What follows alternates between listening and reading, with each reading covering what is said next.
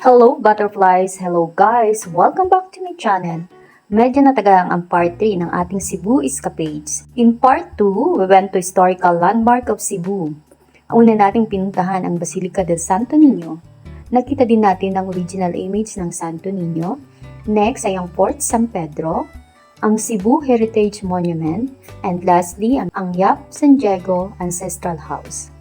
Now, I'm going to tour you into places na akala nyo nasa ibang bansa kayo. Okay, puntahan na natin ang una nating destination.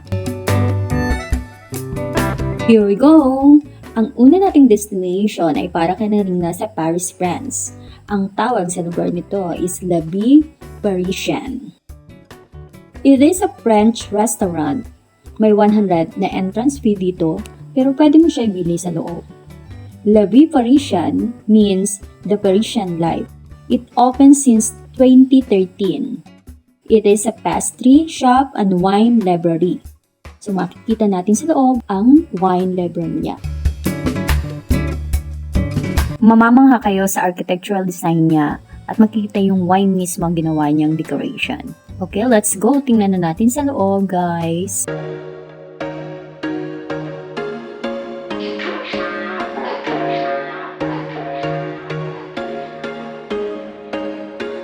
There was once a day that I would pray for you. I'd go and misbehave just so you'd notice too. Sneaking looks up and down from across the room.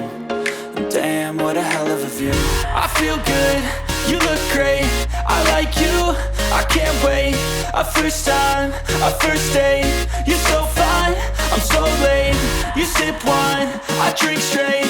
Don't waste time to my place. I feel my heart erase. So catch me if I fall.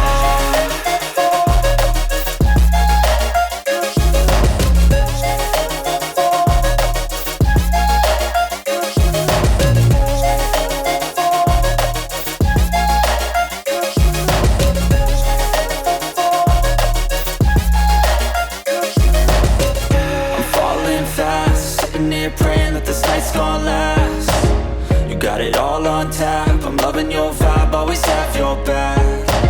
We like all the same tracks. Listen all night in the sheets all black. Said I'm Ano guys, so sa tingin nyo, cake to? Hindi po, ito po ay iba't ibang klase ng ice cream. So yung 100 na entrance fee namin ay binili na lang namin ng ice cream. Consumable naman siya. Ito naman yung CR. Akala mo library. So, ito yung CR. Malinis naman siya. And then, ito naman yung outside world. Outside. So, may mga part pwedeng siguro mag-rent dito para sa kasal, sa mga event. So, ito yung ice cream. Masasabi ko lang guys, super sarap ng ice cream nila. Grabe. Parang gusto ko nga bumalik kaso may pupuntahan pa kami. Next destination natin is the Cebu Taoist Temple in Beverly Hills Subdivision. So dito parang nakarating ka na rin ng China. The Chinese Taoism community built this Chinese-style architecture temple in 1972. Bawal dito kumuha ng picture sa loob ng temple dahil nga naman sagrado yung lugar. This is an ideal place to pray or meditate for Taoists. Walang entrance fee at meron silang lugar kung saan pwede ka mag-wish at magtapon ng barya. So let's go guys, punta na natin at libutin natin ang Taoist Temple. Let's go!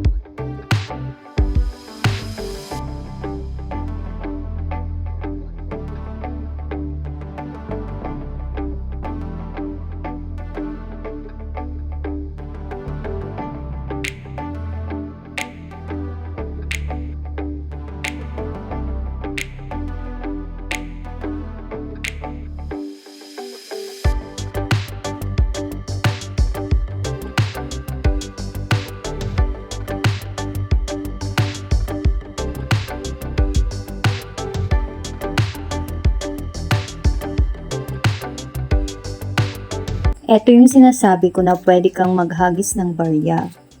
So, i-try natin to guys. Sa una lang ako nakapasok yung barya ko pero I don't know kung ano ibig sabihin niya pag malapit lang na nilalagyan ng barya. At yung pinakamalayo, trinay ko sana, pero hindi naman nakapasok. So, parang ibig sabihin lang niya, huwag tayong masyadong maghangad ng mas pa. Doon lang tayo sa maliit, okay? Parang yun. Hindi ko na-research yung ano nito yung ibig sabihin nito. So, dapat magpasalamat na tayo sa kunting blessing na binibigay sa atin ni God. Diba?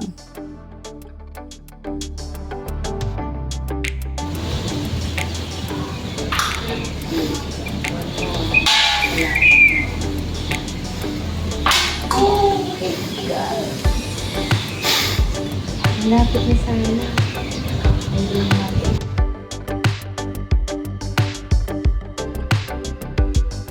Sunod namin pinuntahan ay ang Temple of Leia. Inspired by Greek and Roman architectures, kaya parang nakatravel ka na rin ng Europe. And it's also inspired by Taj Mahal in India, o diba?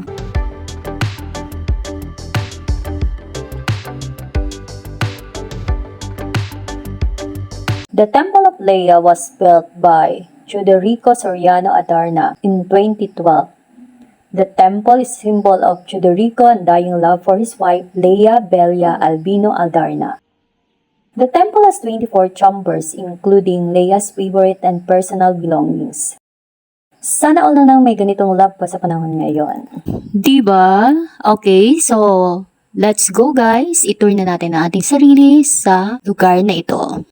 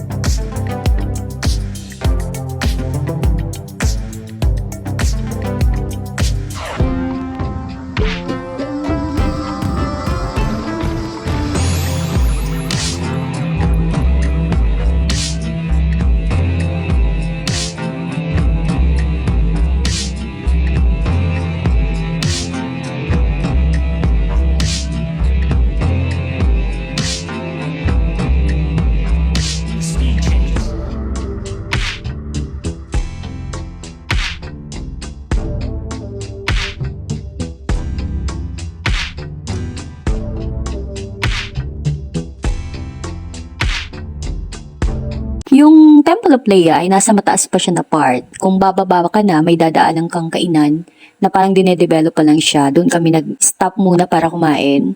And parang meron ding banda sa lugar nito. Siniset up yung kanilang mga musical instrument nung nandun na kami.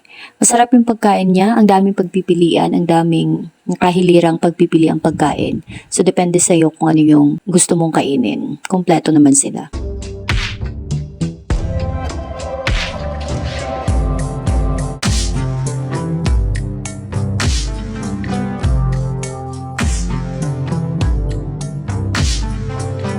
Next destination namin ay ang 10,000 Roses.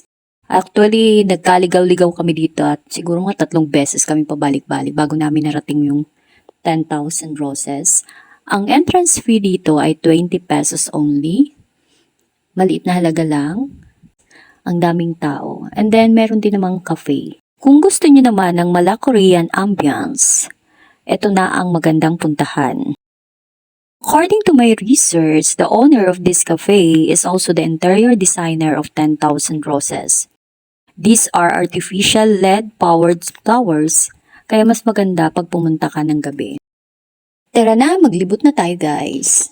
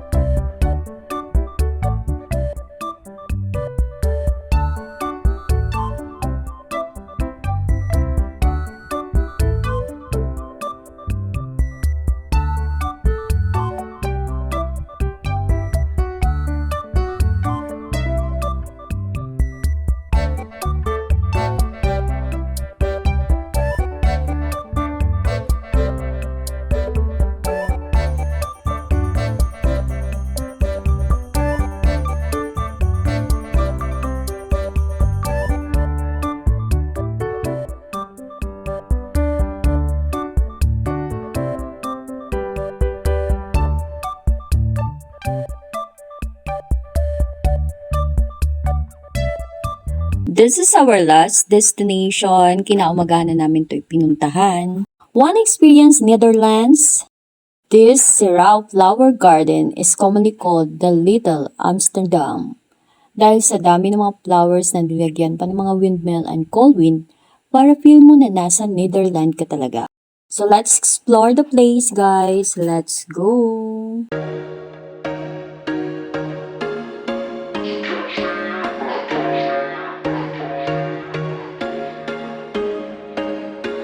There was once a day that I would pray for you. I'd go and misbehave just so you'd notice too. Sneaking looks up and down from across the room.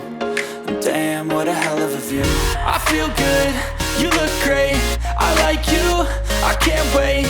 A first time, a first date. You're so fine, I'm so late. You sip wine, I drink straight. Don't waste time to my place. I feel my heart erase. So catch me if I fall.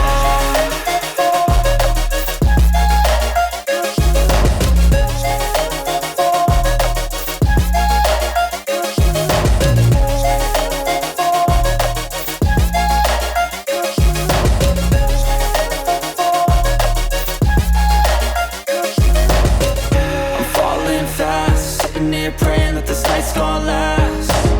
You got it all on tap, I'm loving your vibe, always have your back. We like all the same tracks, listen all night in the sheets all black. Said I'm falling fast, don't remember life before you, that's fact. I feel good, you look great, I like you, I can't wait. A first time, a first date. You're so fine, I'm so late. You sip wine, I drink straight. Don't waste time to my place. I feel my heart erase. So catch me if I fall.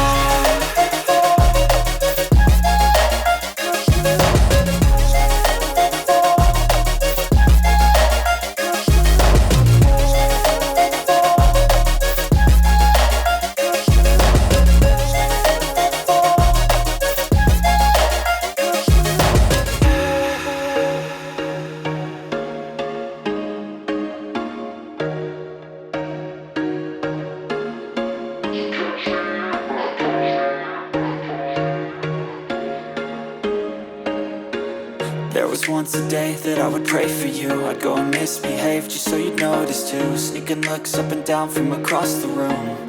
And damn, what a hell of a view. I feel good, you look great, I like you, I can't wait. A first time, a first date. You're so fine, I'm so late. You sip wine, I drink straight. Don't waste time to my place. I feel my heart erase. So catch me if I fall.